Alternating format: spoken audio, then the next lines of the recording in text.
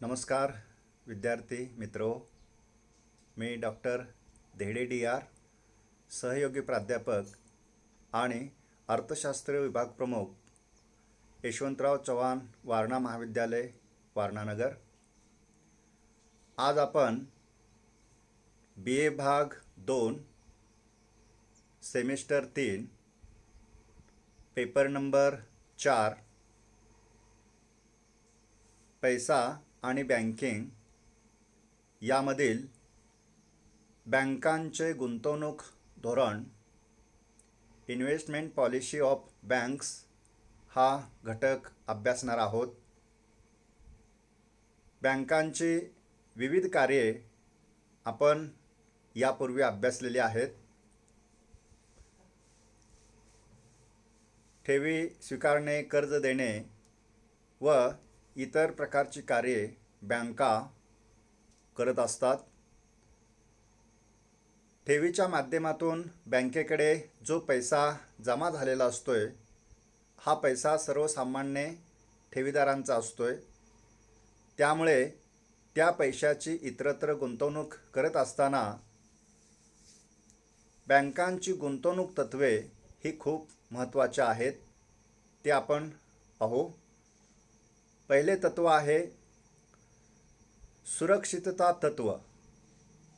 या तत्वाला बँकांनी खूप महत्त्व देणे आवश्यक असते, कारण ठेवीदारांचा पैसा हा सुरक्षित ठिकाणी गुंतवणे गरजेचे असते। ग्राहकांचे पैसे सुरक्षित राहतील व मागणी करताच ते परत करता येतील याविषयी बँकेने घेतलेली दक्षता म्हणजे सुरक्षितता होय। सुरक्षितता या तत्वाचे पालन करण्यासाठी काही मार्गदर्शक तत्वे नमूद केलेली आहेत। त्यामध्ये पहिलं तत्व आहे ग्राहकाची पत। ज्या व्यक्तीला किंवा ज्या ग्राहकाला बँक कर्ज देत असते, त्या ग्राहकाची आर्थिक पत अभ्यासणे महत्त्वाचे असते। ज्या व्यक्तीची आर्थिक पत असते, त्या व्यक्तीला कर्ज दिल्यानंतर त्या कर्जाला एक प्रकारची सुरक्षितता प्राप्त होते। म्हणून ग्राहकाची पत पाहणं महत्त्वाचे असते। त्यानंतर योग्य तारण।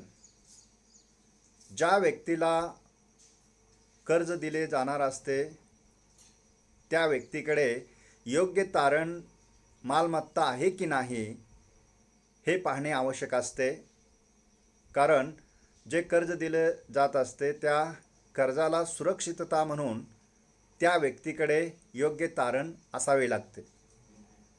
घेतलेल्या कर्जाची परतफेड जर संबंधित व्यक्तीकडून किंवा कर्जदाराकडून जर नाही झाली, तर त्या व्यक्तीच्या तारण मालाची विक्री करून दिलेल्या कर्जाची वसुली करता येणे शक्य होते। त्यानंतर कर्ज व तारण यातील गाळा ठरवणं महत्त्वाचं असते। कर्जदाराला कर्ज देत असताना कर्जाची रक्कम आणि तारण म्हणून जी मालमत्ता स्वीकारलेली असते त्याची किंमत यामधील अंतर किंवा गाळा हा महत्त्वाचा असतोय। तारण मालाची जितकी किंमत असते किंवा जितकं मूल्य असते, त्यापेक्षा कमी प्रमाणात त्या व्यक्तीला कर्ज देणं आवश्यक असते, तरच त्या कर्जाला सुरक्षितता लाभत असते। त्यानंतर उत्पादक कर्ज। बँकामार्फत कर्ज दिलं जात असताना उत्पादक स्वरूपाचे कर्ज असले पाहिजे। म्हणजेच व्यापारी व उद्योगासाठी जर कर्जाचे वितरण केले जात असेल, तर त्यास उत्पादक कर्ज असे म्हटले जाते। उत्पादक कर्जामुळे कर्जाला सुरक्षितता लाभत असते। त्यानंतर अल्पमुदत हे तत्व महत्त्वाचं आहे। बँकामार्फत इतरांना कर्ज दिले जात असताना अल्प मुदतीसाठी कर्ज देणे आवश्यक असते। 3 वर्षे ते जास्तीत जास्त 5 वर्षे मुदतीसाठी जर कर्ज दिले तर मुदत संपल्यानंतर त्या कर्जाची वसुली होणे सोयीस्कर होते. ठेवीदारांचा पैसा जास्त काळ अडकून राहत नाही. त्यामुळे एका अर्थाने कर्जाला सुरक्षितता देखील लाभत असते. म्हणून अल्पमुदत हे तत्त्व बँकांनी पाळणं महत्त्वाचे असते. त्यानंतर खेळत्या भांडवलासाठी कर्ज.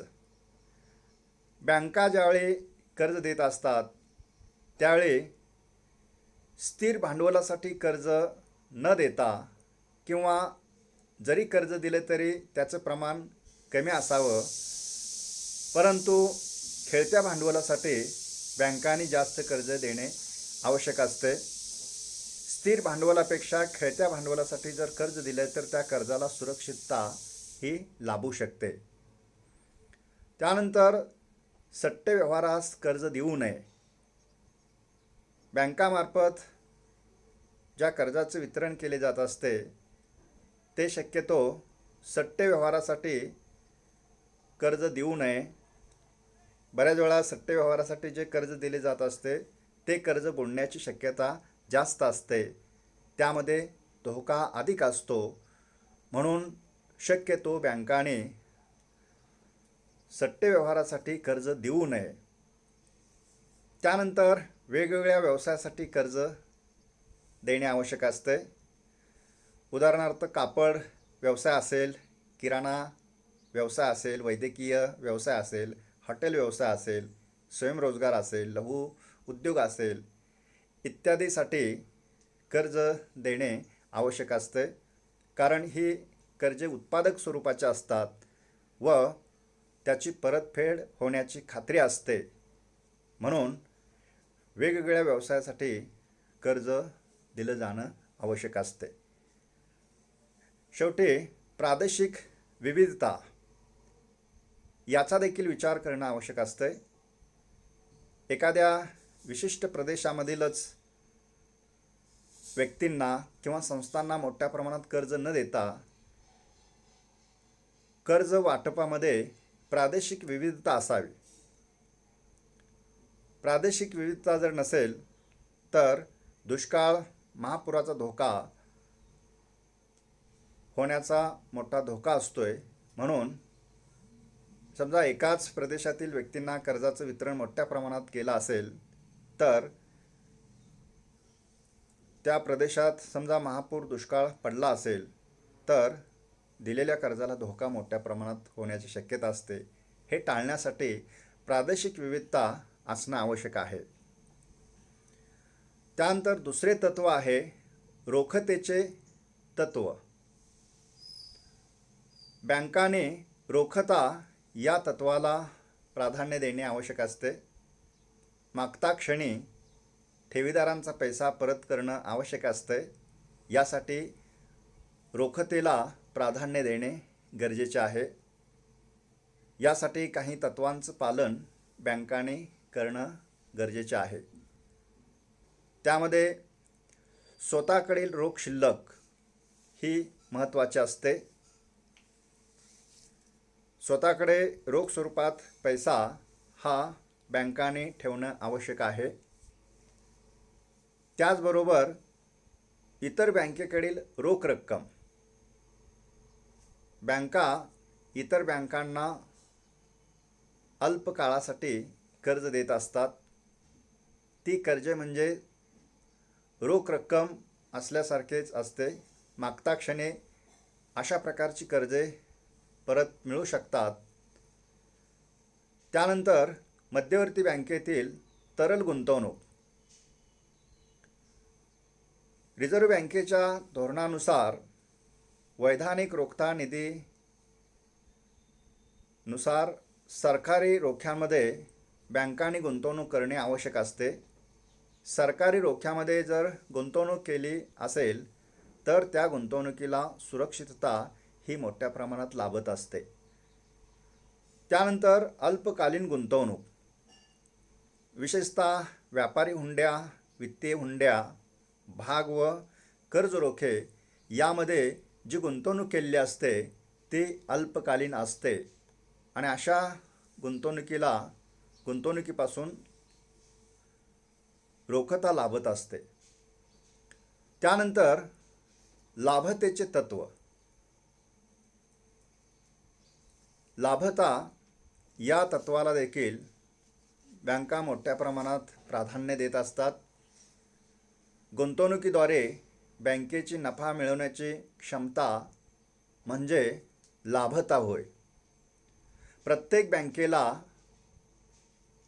नफा मिळवणे आवश्यक असते, कारण कर्मचाऱ्यांचा पगार असेल, इमारतीचे भाडे असेल, फर्निचर खर्च असेल किंवा स्टेशनरी खर्च असेल, यावर बँकेला मोठ्या प्रमाणात पैसा खर्च करावा लागतो आणि त्यासाठी उत्पन्न प्राप्त करावे लागते.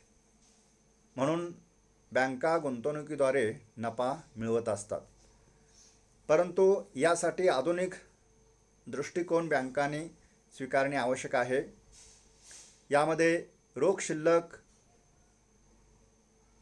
अल्पसूचना कर्जामध्ये गुंतवावी. रोख शिल्लक जर अल्पसूचना कर्जामध्ये गुंतवणूक केली तर साहजिकच त्यामधून बँकेला लाभ अल्प कालावधीमध्ये मिळू शकतो. तसेच व्यवस्थापनाची उच्च कार्यक्षमता राखण्याची गरज आहे. व्यवस्थापनाची उच्च कार्यक्षमता जर बँकांनी राखली तर बँकेचे कामकाज सुधारून त्यापासून लाभता प्राप्त होऊ शकते. तसेच आधुनिक तंत्राद्वारे व्यवसाय खर्च कमी करण्याची गरज आहे. व्यवसाय खर्च जर कमी केला तर नफ्याच्या प्रमाणात वाढ होऊ शकते. शेवटी रोखता व लाभता यांच्यात समन्वय असणं आवश्यक आहे. ठेवीदारांचा पैसा मागता क्षणी परत करण्यासाठी बँकेकडे रोख स्वरूपात पैसा असलाच पाहिजे आणि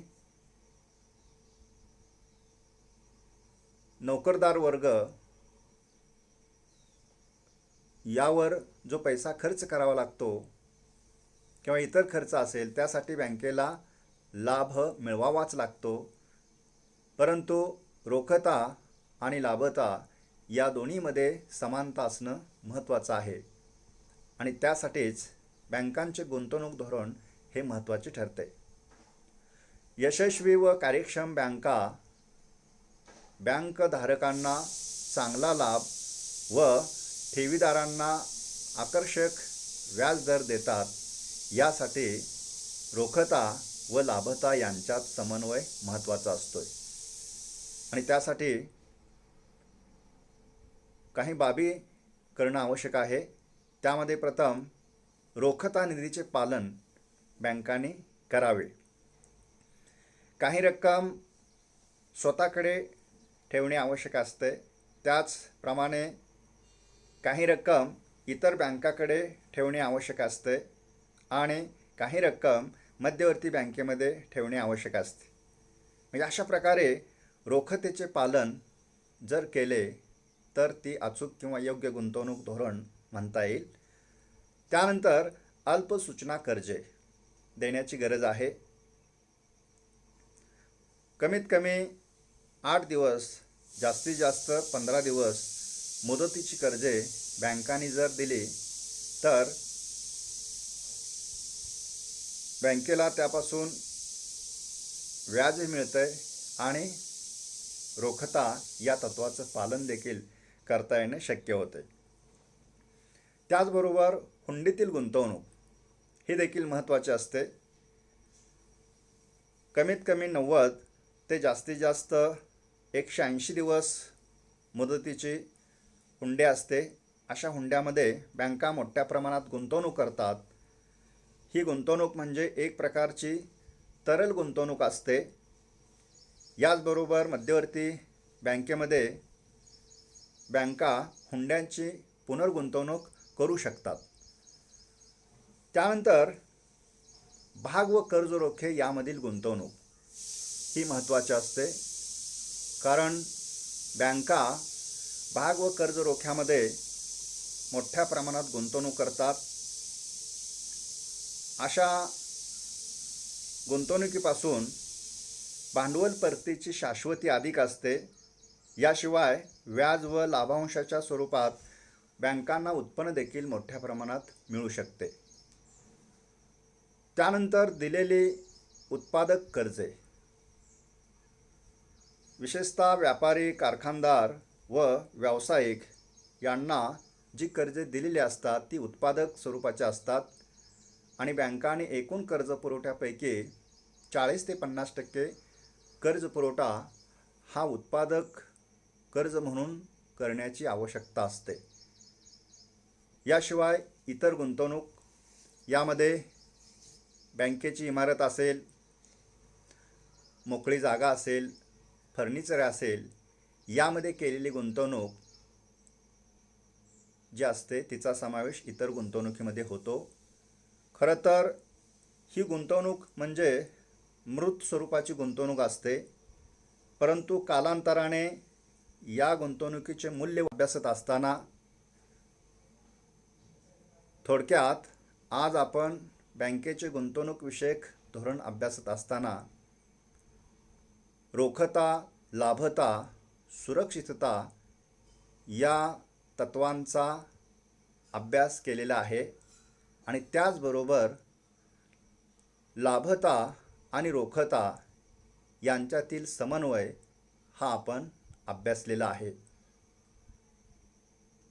धन्यवाद.